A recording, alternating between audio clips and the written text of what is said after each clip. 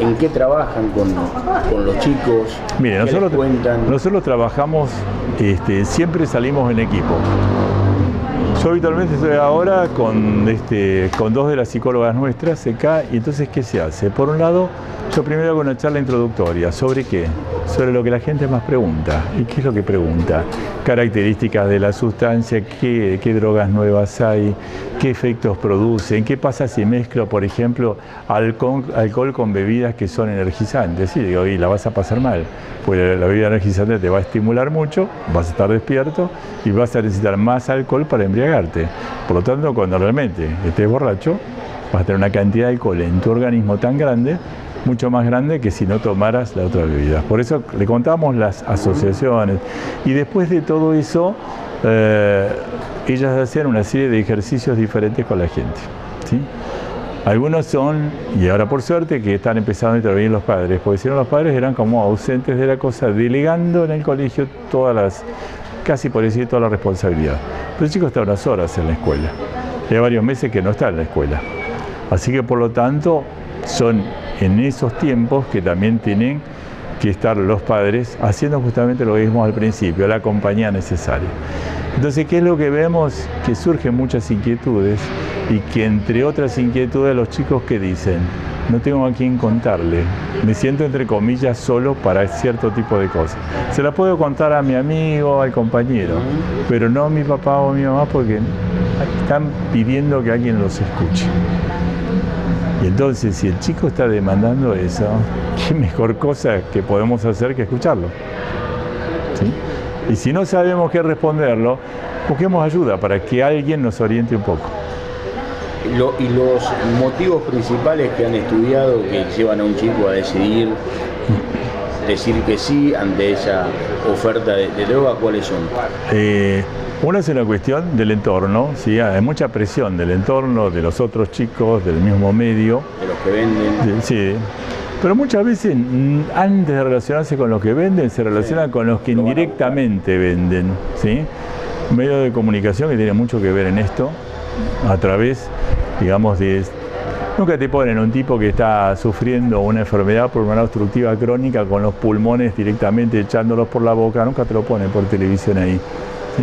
Nunca te ponen un tipo que está borracho y que hace un estrago en cualquier lado. Siempre te lo ponen directamente con personajes que tienen cierto éxito y que son los referentes de cómo nos gustaría ser. Entonces, cuando te presentan las cosas de esa manera, vos ves que el tipo toma algo y no le pasa nada, al contrario, tiene un montón de gente que lo rodea, tiene un montón de situaciones que son, reitero, bastante exitosas, y cómo no vas a querer ser igual. Por otro lado, también hay que entender que la mayor parte de estas sustancias tienen una cosa de tipo placentera, por lo menos al inicio. Cada vez que pensamos algo que sea placentero, o que hacemos algo que nos produce placer, se está liberando una sustancia que se llama dopamina. Esto nos pasa a todos, ¿eh? La dopamina se produce en nuestro organismo, se almacena en las células nerviosas y se libera en determinados momentos. Y muchas de las drogas de abuso tienen ese mecanismo de liberar dopamina y eso nos sentir bárbaro. ¿Cuánto tiempo? Hasta que se terminó la dopamina, hasta que los efectos de la sustancia son mucho más nocivos que el placentero, etcétera, etcétera. Pero que además tiene mucho que ver también con el mecanismo de la adicción, ¿sí? La adicción es muy compleja, hay muchos mecanismos que intervienen en la adicción, ¿no? ¿Y la adicción qué es lo que la genera básicamente? Para la adicción se requieren las tres cosas que dijimos. Se requiere justamente la personalidad del individuo para adherirse a cierto tipo de cosas y sostenerlo. No todo el mundo puede sostener un consumo. Hay gente que probó una vez, 2 veces, 5 y no más que eso. O le hizo mal, se asustó. Hay gente que se probó un pucho una vez de tabaco común y directamente no quiso dar más nada. Eso por un lado, las características propias del sujeto, características del entorno, hasta dónde estamos en un entorno, en un ambiente que sea permisivo, en un ambiente que inclusive nos induzca al consumo. Y después, bueno, hay sustancias que para algunas personas son más atractivas que otras. Yo, por ejemplo, tengo pacientes que dicen, no, a mí el alcohol ni se me ocurre, ni me lo mencione. El tipo se tira 10 líneas de cocaína por día, ¿sí? Y hay otros que inclusive se categorizan entre ellos. No, yo consumo cocaína. ¿Qué consume Paco? Que es una porquería. Bueno, Cuando porquería en definitiva, desde el punto de vista del daño que le ocasiona, termina siendo todo. También se categoriza mucho y además nosotros tenemos una situación cultural que a mí me llama la atención. Yo siempre digo, yo no me reiría en absoluto de un tipo que tiene un cáncer, yo no me río de un tipo que es diabético, no me puedo reír de un tipo que, qué sé yo, que le tuvieron que amputar una pierna, pero ¿por qué me causa gracia que el tipo esté alcoholizado? ¿Por qué? Si es, al fin y al cabo, fulano vive borracho siempre, ¿viste las cosas que hace? ¿Por qué me causa gracia si es un enfermo? El alcoholismo es una enfermedad. ¿Por qué le pongo un estigma también a muchos consumos? Por ejemplo, al consumo de alguna sustancia, y ya empezamos con las cosas despectivas. Ahí aparece el drogón de cuarta, ahí aparece tal cosa. Bueno, es un individuo que generalmente está enfermo, él solo o su pequeño entorno también, que es su familia. Entonces, sobre eso es lo que tenemos, reitero, que trabajar. Hay muchas modificaciones culturales que tenemos que hacer también, porque si no vamos a tener una mirada demasiado parcializada de la cosa. ¿Y la edad, usted dijo, para arrancar? No, es que lo primero que tiene que ser es la casa, ¿sí? Porque si vos sos padre, fíjate qué cosa loca, vos vas a ir a conocer una persona en un momento y esa persona va a ser tu hijo, ni siquiera lo viste, lo tuvo la madre dentro de la panza y la primera vez que lo vas a ver a tu hijo, ni más ni menos que eso. Entonces, a partir de ahí uno tiene que pensar toda una serie de cosas, de cuidados, así como lo cuidás, que no se caiga, que no se golpee, darle de comer, etcétera, etcétera. Hay también un cuidado amoroso, y nos está faltando bastante amor en todo esto, un cuidado amoroso sobre una serie de riesgos que puede pasar. Entonces, irle enseñando que hay ciertas cosas que producen daño y explicárselo con las mejores palabras que uno tenga para adaptarlas a la criatura. Con el curso del tiempo eso va a generar cierto grado de confianza. Por eso te digo, uno tiene que hablar de todos los temas posibles con su criatura adaptados a las edades que tiene. No siempre es sencillo, no siempre uno tiene el tiempo, no siempre se tiene, digamos, la posibilidad de expresarlo de la mejor manera. Pero para eso, pidan ayuda. ¿Sí? No vengan a pedir ayuda cuando el tipo tiene 30 años y no saben qué hacer por estar rompiendo la puerta a patadas para que robarse las cosas de la casa para ir a cambiarlas por droga. Porque esto lo vemos, es un sufrimiento atroz, es un sufrimiento atroz.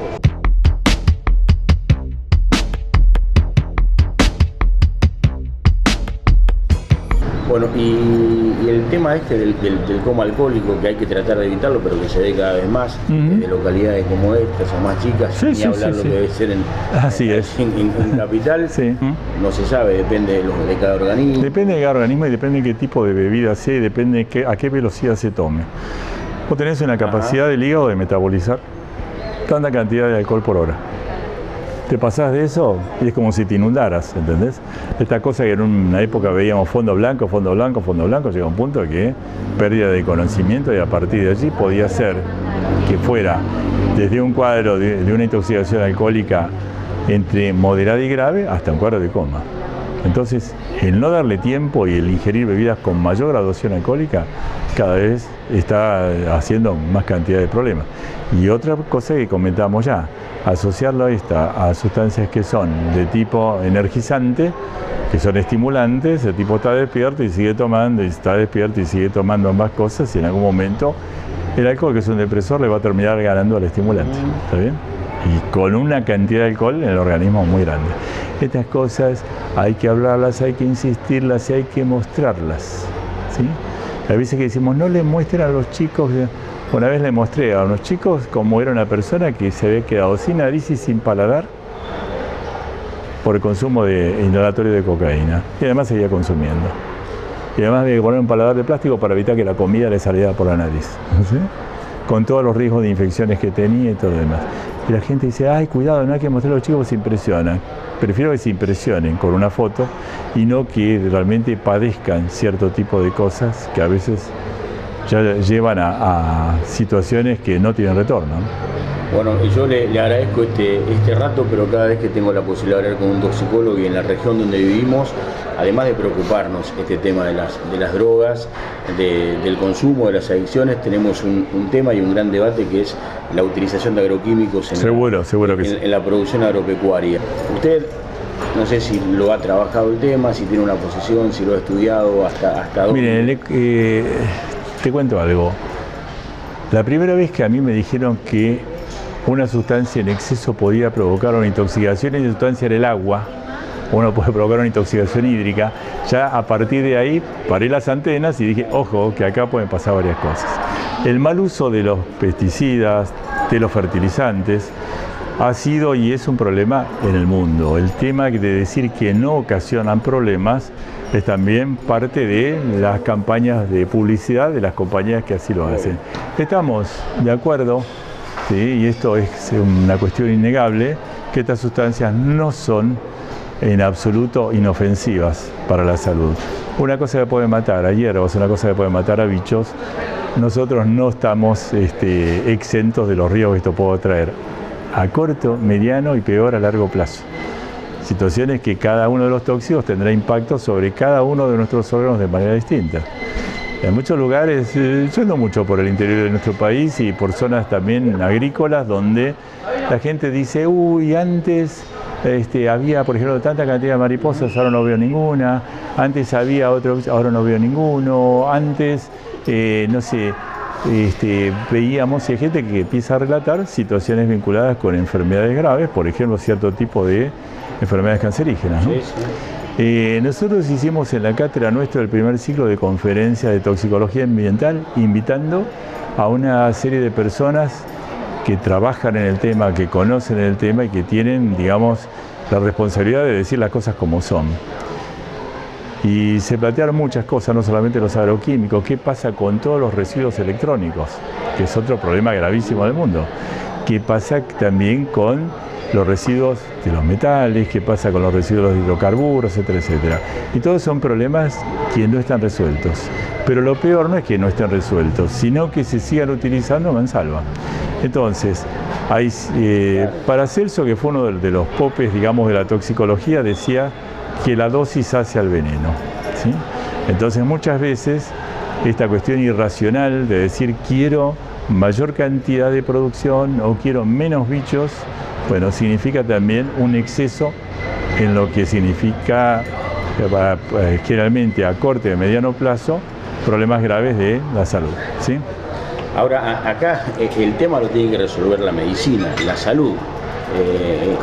El juez en esta historia, hasta donde porque un ingeniero agrónomo que trabaja para una corporación ligada a la venta de agroquímicos va a decir que hay un uso responsable, que existe el uso responsable. Por el otro lado, a lo mejor ambientalistas plantean que genera cáncer, que es la primera causa principal de cáncer, de cáncer en localidades como las nuestras. Vamos por parte. Primero que tiene que ser una política de Estado. La política de Estado a través, digamos, de una legislación que se pueda cumplir, que se pueda sostener, que se pueda inclusive investigar qué es lo que está pasando en distintos lugares, cosas que habitualmente son bastante complicadas para hacer.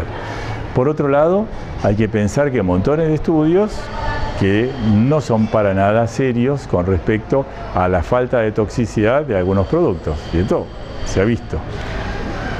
Y por otra parte, no son tan sencillos para hacer determinaciones de tipo toxicológicas de algunas sustancias en sangre, en orina, porque o se van metabolizando o desaparecen más rápidamente de aquellos lugares donde nosotros tenemos acceso, básicamente orina, sangre, saliva, etc. ¿Sí?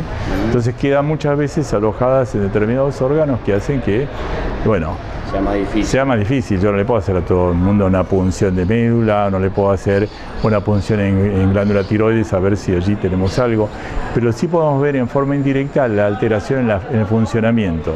Cuando hay determinado tipo de cosas que aparecen en común en alguna región, y hay que verlo, porque también tenemos otros problemas que son las alteraciones propias del suelo en algunas partes. Por ejemplo, el arsénico en una gran parte de nuestro país, el arsénico en el agua y todo lo que forma lo que nosotros conocemos como acre, que es el arsénico crónico regional endémico. Si eso le agregamos que hay agroquímicos en el medio, y si eso le agregamos, no sé, mucha cantidad de alteraciones que pueda tener la gente en su propia salud ya desde el vamos, hacemos un combo que realmente es complicado. Pero pensar que los agroquímicos son elementos inocuos es realmente faltar a la verdad, ¿sí?